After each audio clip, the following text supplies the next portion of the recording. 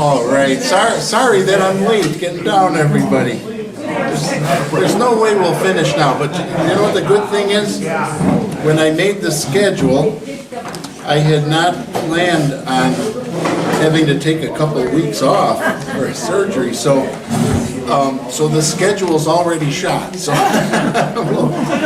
right. So if you look at the Sunday morning schedules in the online or in the Last Hope Herald, now you know that's you can't go by that. So we'll eventually get it right. So would you turn to 1 Samuel 17?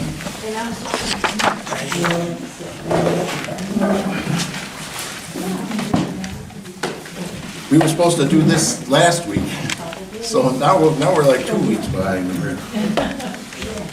I'd like to go through this story of David and Goliath. And this is a well-known story, right? Everybody knows. Even people who don't read their Bibles, don't know their Bibles, probably have Christian. Yeah, that aren't even Christian. They have some inkling of the story of David and Goliath. But we'll go through it, and there's a bunch of highlights I want to call attention to. But one thing in particular that I want to center on by the time we get to the end of it.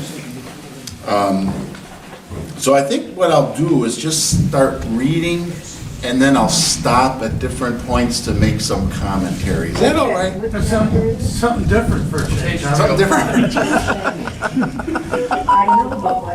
Chapter 17. Okay. 1 Samuel 17. Page 305. Okay. Now the Philistines gathered their armies for battle. Let's stop right there. I sent this map last week when we were here. So you all recognize this map, right? You know where this is. You're oriented. Is it Illinois? No. Yeah, this is Packer country and Bear country. That's lion. So this is the land of Israel. And this is about the time of the monarchy. So down here, the purple area would be Judah. There's the Dead Sea. This would be the land of what would become the land of Israel. Up here is Samaria, Assyria, Lebanon, right? So this orange crescent right here, that would be the land of the Philistines. Isn't that Gaza now? Yes, I was going to call attention to that. What do we call that now? Gaza Strip. So the Philistines, we believe, were not native to this area.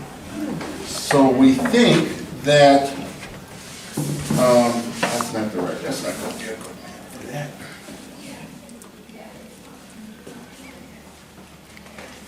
Here we go, this one will work.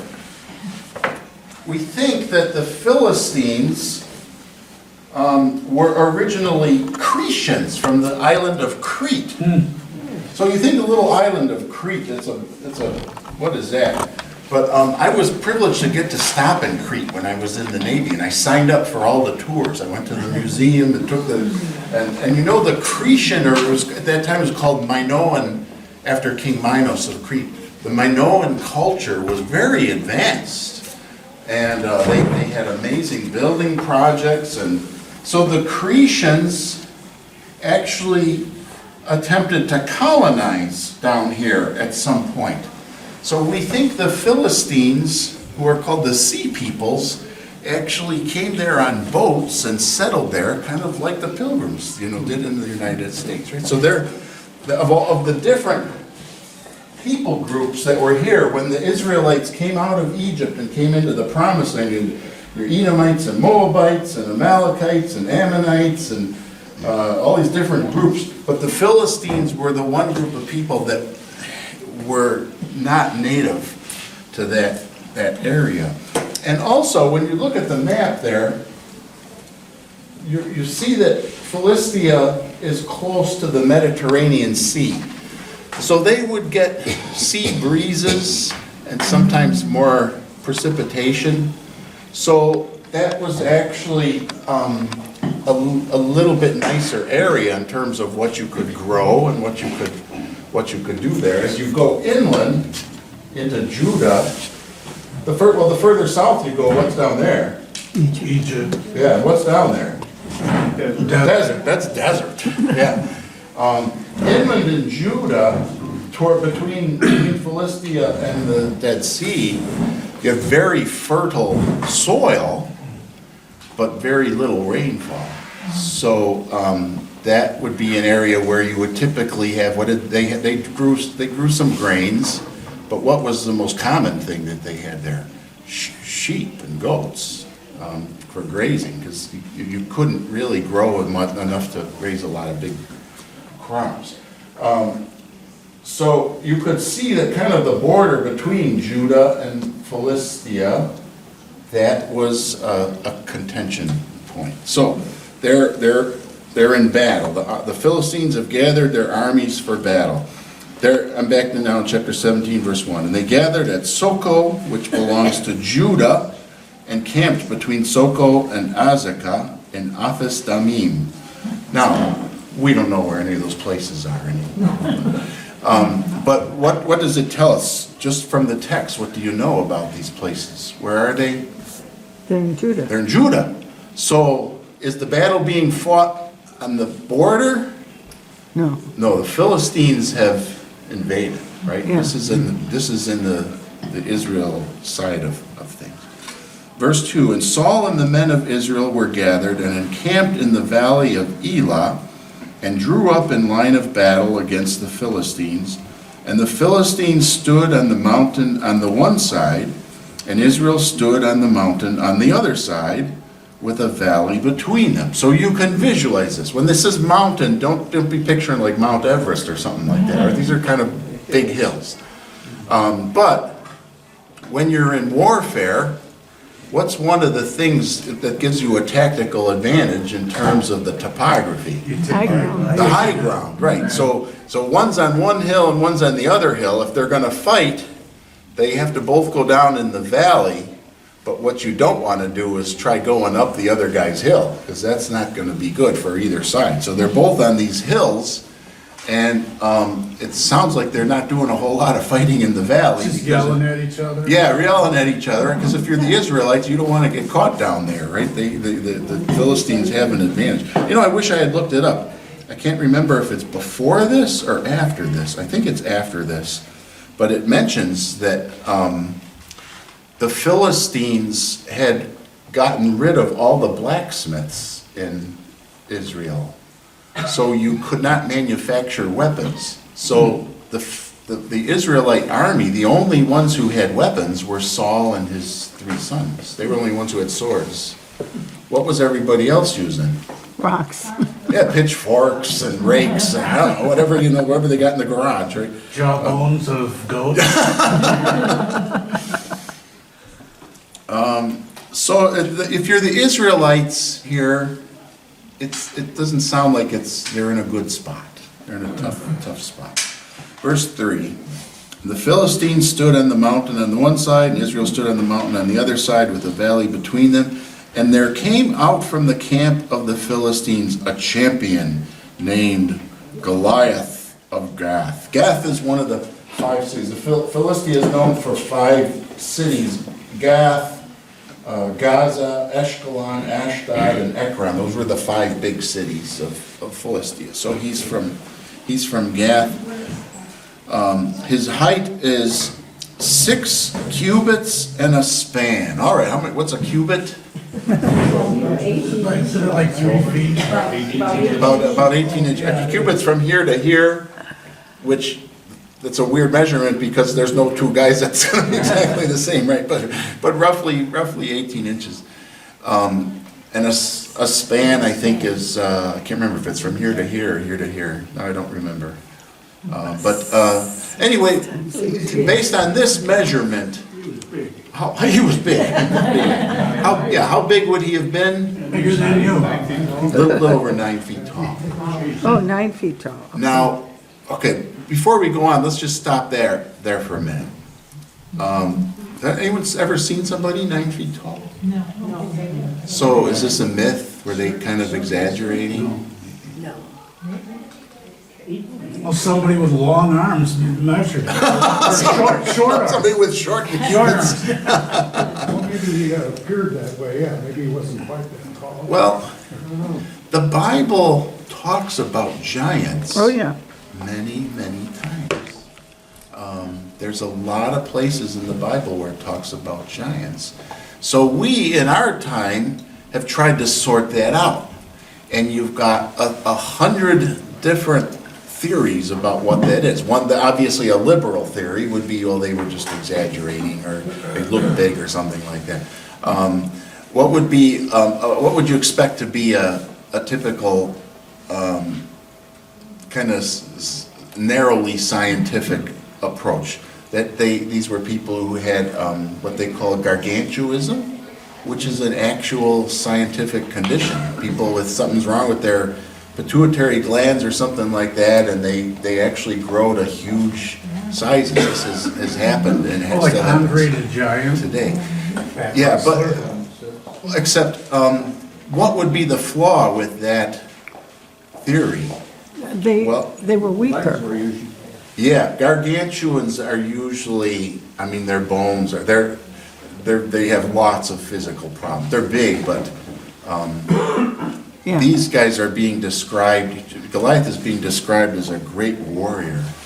And the other places where the giants are mentioned, they're, And that's true with all other references in the Bible too about the giants. yes, yeah, it's not talking about them as if they just happen to be big. They're great warriors. And so somebody who suffers from gargantuanism, that couldn't be.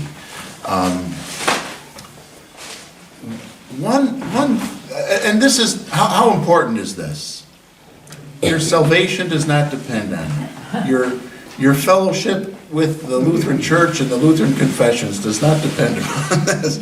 It's just, but we know the Bible is true, and so it's just, we're trying to sort out things that it touches on that we don't have full information, and it's very interesting. But the theory that makes the most sense to me is that the further back you go in human history, the more likely there were things in the gene pool that were broader than they are today. The longer something, someone correct me if I'm wrong on this, but the longer something breeds, the more alike they become, Sure. right? People marvel, I've heard people talk about as an argument for evolution to look at dogs. Like, look at how you can have dogs that are like this big, and you can have dogs that are Irish wolfhounds, and you can breed all these different kinds of dogs. And in actuality, that is not an argument for evolution. That is an argument for intelligent design. Because the only way you can get those dogs is by selectively breeding them, right? If you let the dogs all just breed by themselves, what happens to It'd them? just be mutts. Eventually, they all look alike. That's what we had in Okinawa. When I was in Okinawa, there were dogs all over the place. I think a lot of them ran wild. And they were different colors, but they all looked the same. They're all exactly the same height. They all got the curly, oriental tail. dog tail, heavy hair around the neck. And so the more they breed, the more alike they become. So to me, it's very plausible that human beings, as you get closer back to Adam, we had more in our gene pool that could create different kinds of people. It just makes sense. Did you ever hear of like pygmies or little people? Yeah, pygmies, yeah. Did they have them? I can't recall that in the Bible. Yeah, I don't think they were known in Bible days, because they're in a very narrow, very, very restricted area of Africa. That's one reason why they probably have stayed pygmies, because they're isolated from everything else. Oh, they're just in Africa? Yeah, they're just in one little area, isolated. You gotta take a boat to get there. If they were out with everybody else, guess what? After 6,000 years, there'd be no pygmies, right? So, and it's interesting, I ran across an article which pointed this out, and I thought, ooh, that kind of confirms what I think. We have uncovered, by the way, there are people who have shown pictures and stuff of skeletons of giants, but those are pretty much, we're sure those are fake. So don't get sucked into that. But But they do have legitimate bones that they found of ancient animals that were completely disproportionate to what we know today, like a 7-foot long beaver. Oh, wow. Yeah, that'd be a little scary. A 40-foot long crocodile. Wow. Now, there's no 7-foot beavers today, right? So maybe as you get closer back to creation, the further back you go, the more variation there may have been. Even like Noah, when he took the animals on the ark. You'll see this when you go to the Ark Museum, the exhibit down in Ohio. By the way, you should all go. It's really fun. It's worthwhile. Kentucky. It's Kentucky. Thank you. Yeah, the question is, how did Noah get all the different kinds of animals and all the different kinds of dinosaurs and everything on the ark? And the answer is he didn't need to. You need one kind of whatever the original cat-like creature was. And all lions and tigers and kitties and everything, they all come from that. And you need one horse-like kind of animal, and all zebras and everything, they all come from that. And so it makes a lot of sense that the gene pool back then had more diversity and you could have had. And then giants, as we probably won't read it, and I didn't take time to have you look it up, but there are more giants in the story of David later on, and they all get killed. So if you're like 8 or 9 feet tall back in the day, it's kind of like a mark of courage for somebody to kill you. So they're all after you. Right? So you can see how they got wiped out. That The would bigger make they are, the harder sense, they right? fall. So Yeah, they right. die. Right. So here's this fellow, Goliath of Gath, quite possibly over 9 feet tall. He had a helmet of bronze on his head, and he was armed with a coat of mail. The weight of the coat was 5,000 shekels of bronze. By my calculation, that's about 125 pounds. Wow. So somebody who could carry, I had to, when I was with the Marines, we did our McCree hike, my gear was about 40 pounds, plus I walked with the weapons, so I carried a mortar, which was maybe another 25 pounds. So I was dead. I got to the end of the hike and I sat down to wait for the bus, and they said, "The bus is here, Chaplain." I can't get up. Can you imagine carrying 125 pounds? That's just his arm, right? And he had bronze armor on his legs and a javelin of bronze between his shoulders. Javelins for throwing. Yeah. And the shaft of his spear was like a weaver's beam, and his spear's head weighed 600 shekels of iron. So just his spear alone weighs like over 20 pounds. Right? Spear is for thrusting, javelins for throwing. And look at all these references to bronze there. He had a helmet of bronze, his coat was bronze, his armor on his legs was bronze, his javelin was bronze. And what do we know about, this probably wasn't real bronze, this was probably copper. What do we know about copper? And Turns green. well, yeah, I don't think he's been wearing it long enough to turn green. What's it look like when you first put it on the roof of the house or in the gutters, right? It's shiny, right? So you see how the writer is trying to give, here's Goliath. He's shiny, man. He's got everything is bronze on him. He's like the ultimate warrior. He's trying to create a sense of the dread and the fear of this adversary. Although one thing, we'll point to it later on. Pick up at end of verse 7. His shield bearer went before him. So he's got so much stuff, he's got to have somebody carry his shield for him.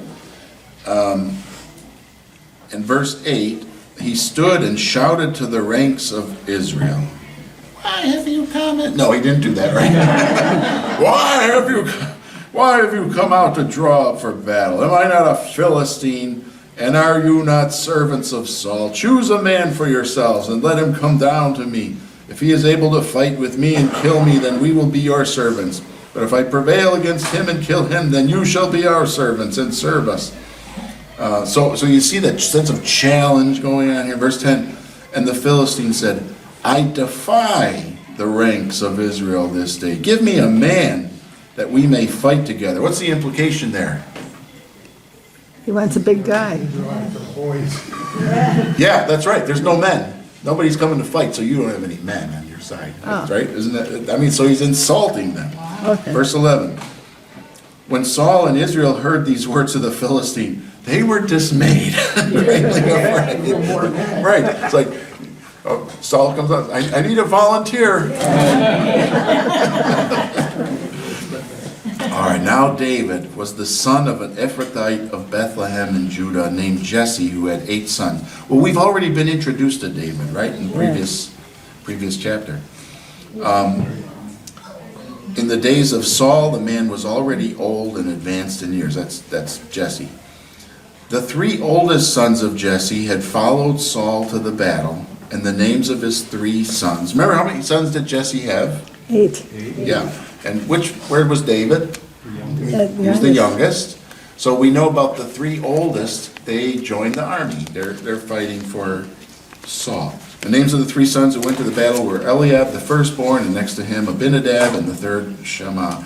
David was the youngest. The 3 eldest followed Saul, but David went back and forth from Saul to feed his father's sheep at Bethlehem.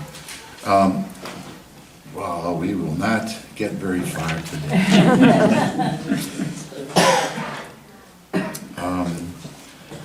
It's a long chapter, but I'll just make a note right here. So, what do we know from David in the previous chapter?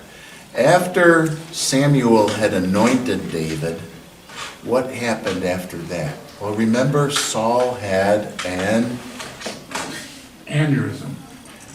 He wasn't happy. He was tormented by a Demon. demon, an evil spirit.